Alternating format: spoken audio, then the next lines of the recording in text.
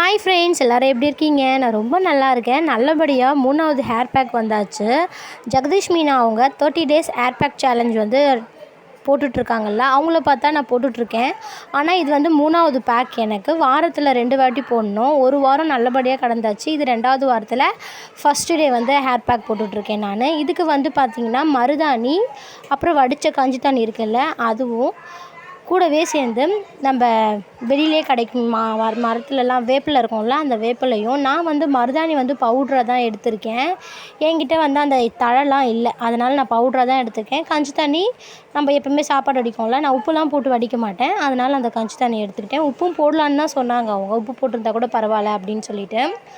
பார்த்திங்க அப்படின்னா வேப்பிலை பார்த்திங்கன்னா நான் வந்து மரத்துலேருந்து அப்படியே லீஃப் மட்டும்தான் எடுத்துகிட்டு வந்தேன். ஏன்னா வந்து அதுக்கு வர பொடிலாம் வாங்க முடியாதுல்ல, இது ரெண்டுமே ஒன்று தான். நான் மருதாணி தலையாக கிடச்சா கூட அதையே பண்ணியிருப்பேன், ஆனால் எனக்கு கிடைக்கல. அதனால தான் நாட்டு மருந்து கடையில் மருதாணி கேட்டு வாங்கிட்டு வந்தேன். இதோட ரேட் வந்து 40 ரூபா.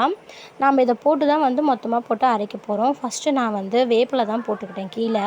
ஏன்னா வந்து மேலே போட்டோம் அப்படின்னா அது சரியாக அரைக்குமா அப்படின்னு சொல்லிட்டு எனக்கு தெரியல, கொஞ்சம் டைம் ஆகும்ல, அதனால் அதுக்கு மேலே வந்து நான் வந்து மருதாணி போட்டுட்டு அதுக்கப்புறம் அந்த தண்ணி வந்து கொஞ்சமாக அந்த நம்ம வடித்தோம்ல சாப்பாடு தண்ணி, அதையும் ஊற்றி நல்லா வந்து நம்ம மிக்சியில் போட்டு அரைச்சிட்டு வந்தோம் அப்படின்னா ஒரு நல்ல ஒரு பேஸ்ட் மாதிரி வருது.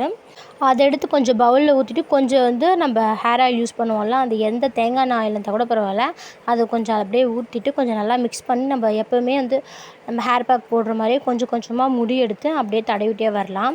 இப்போ மருதாணி தேய்க்கிறதுனால நம்ம வந்து ஹேர் வந்து ப்ரௌன் ஆகிடுமா அப்படின்னு கேட்டிருக்கோம்ல, ஆனால் அந்த மாதிரிலாம் ஆகாது. நான் சின்ன வயசுலேயே பார்லரில் இருக்கும்போது ஹென்னா வந்து போடுவாங்கள்ல, அவங்களுக்குலாம் போட்டு விட்டுருக்கோம். நல்லா ஷைனியாக இருக்கும். நானே நிறையா வாட்டி போட்டிருக்கேன். அது போட்டோம் அப்படின்னா டேண்ட்ரஃப்லாம் இல்லாமல் நல்லாயிருக்கும். ஆனால் கொஞ்சம் முடி வந்து ரஃப்பாக இருக்கிற மாதிரி தெரியும். மற்றபடி பார்த்திங்கன்னா ஹென்னா போட்டிங்க அப்படின்னா நம்ம வெயிலெலாம் போனால் நல்லா ஷைனிங்காக இருக்கும்.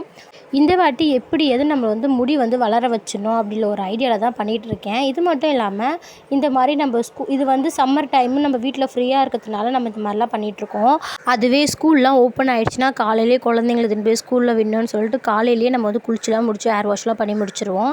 அதனாலேயே நான் வந்து இந்த மாதிரி பேக்கை வந்து ஒரு பவுட்ரு பேஸில் அரைச்சி ஸ்டோரேஜ் பண்ணி வச்சுக்கலாம் அப்படின்ற ஒரு ஐடியாவில் இருக்கேன். அதுக்கு வந்து பார்த்திங்கன்னா இந்த கருவேப்பிலை, வெந்தயம், அந்த மாதிரி நிறையா இன்க்ரீடியன்ட் வச்சு நம்ம வந்து பண்ணி ஸ்டோரேஜ் பண்ணலாம் அப்படின்னு சொல்லிட்டு நினச்சிட்ருக்கேன். நீங்கள்லாம் எந்த மாதிரியா அப்படின்னு சொல்லிட்டு மறக்காமல் கீழே கமெண்ட்ஸில் சொல்லுங்கள். என்ன மாதிரி நீங்களும் வந்து பிஸியாக ஸ்கூல் திறந்துட்டா அப்படின்னு சொல்லிட்டு. ஏன்னா வந்து ஸ்கூல் திறந்தாலே முக்கால்வாசி குழந்தைங்களுக்கு போய் ஸ்கூலில் விடணும், திருப்பி கூப்பிட்டு வரணும் அப்படின்னே இருக்கும். அதனால தான். ஓகே, நீங்கள்லாம் என்னென்ன பண்ணுறீங்கன்னு மறக்காமல் கீழே கமெண்ட்ஸ் சொல்லுங்கள். ஹேர் கோஸும் நானும் அதே மாதிரி ட்ரை பண்ணி எப்படியாவது இந்த வாட்டி ஹேரை வந்து க்ரோத் பண்ணிடலான்னு நினைக்கிறேன். ஓகே ஃப்ரெண்ட்ஸ், அடுத்த பேக்கில் பார்க்கலாம். பாய்.